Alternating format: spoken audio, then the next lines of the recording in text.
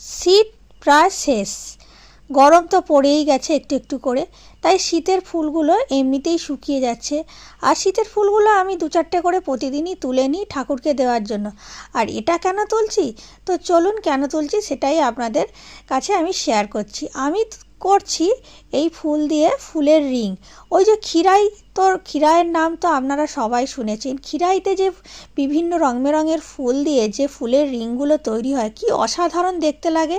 সবাই পরে কিনে মাথায়, আমিও তাই ভাবলাম তাহলে আমি বাড়ির ফুলগুলো দিয়েই তৈরি করি, কেমন লাগে দেখা যাক। যেমনই হোক, নিজের তৈরি জিনিস ভালো তো লাগবেই।